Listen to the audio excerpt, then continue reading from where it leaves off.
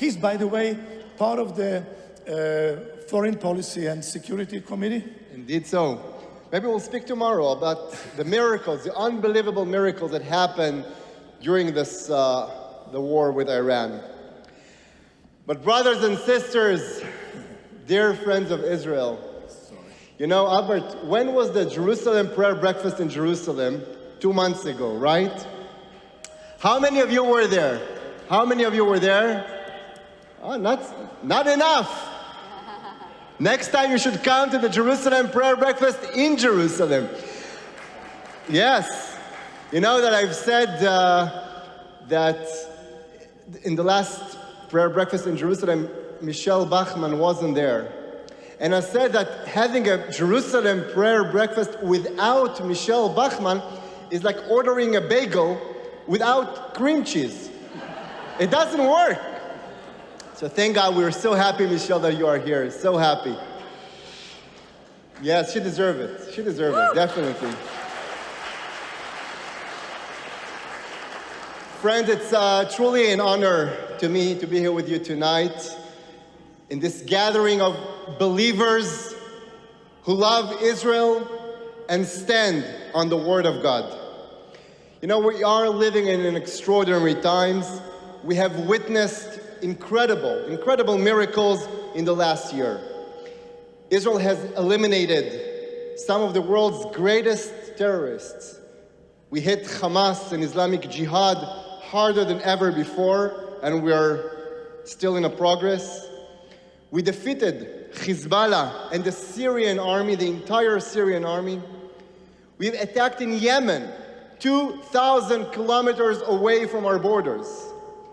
And in Operation Rising Lion, together with the United States of America, under the leadership of President Donald J. Trump, we have taken out Iran's nuclear capacities and much more.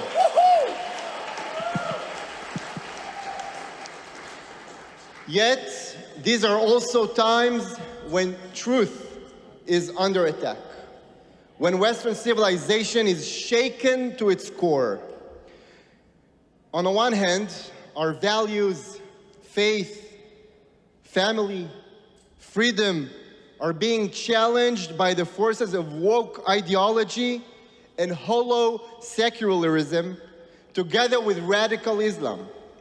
And on the other hand, lately, unfortunately, even on the American right, so-called conservatives, anti-Semites, such as Tucker Carlson and others, are trying to undermine the Israel-American and Jewish-Christian alliance. They claim that the US is being used in wars that serve foreign interests in contradiction to the America First principle. Such lies, such confusion, such a broken moral compass. And yet, there is hope. There is a light shining from Zion.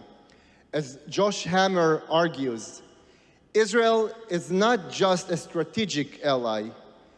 Israel is a moral anchor for Western civilization.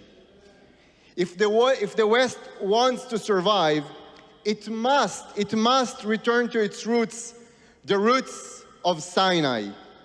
Freedom, justice, human dignity, these ideas were born not in Athens or in Rome, but at the foot of a mountain in the desert. Without that biblical foundation, liberty becomes fragile and democracy becomes hollow. Israel today, my friends, is living proof of that covenant. Israel is a miracle. The proof that a God of Abraham, Isaac, and Jacob keeps his promises. British journalist Alistair Heath captured this in an incredible article, and he wrote as follows. A nation this small should not be this strong. Israel has no oil, no vast resources, a population barely the size of a mid-sized American city, surrounded by enemies, hated at the UN, boycotted, attacked, and yet it thrives. It turns desert into farmland. It makes water from air.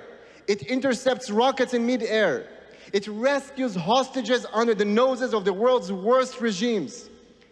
The Jewish people were supposed to disappear long ago, but they didn't. They came home.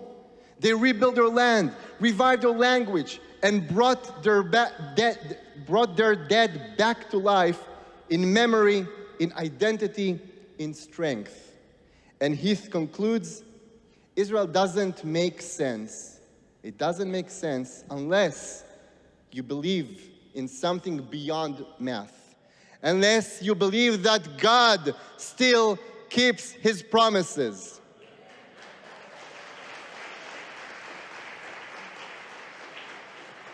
Ladies and gentlemen, that is why Israel drives the world crazy. Because if Israel is real, then God is real.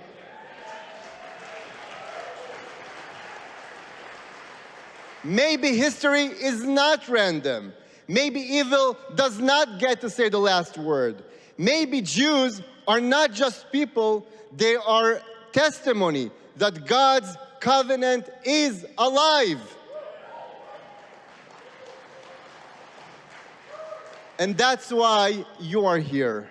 Because you know this story is not just about Israel. It's about all of us. Yes, Israel is on the front line of the battle of our common civilization. It is battle between faith and nihilism, between life and death, between light and darkness. Radical Islam, woke ideology, and militant secularism wants to erase God from our societies. The only way to defeat them is with something much stronger. A renewed faith, a renewed covenant, and a renewed alliance. This is a necessity for Israel, for America, for the entire West. Our enemies know that they know what they want. They have a vision. We must also. Friends, it's time to move from defense to offense. Israel must lead. It must shine as a beacon of moral clarity. And you, Christians who love the Bible, you are our greatest partners in this mission.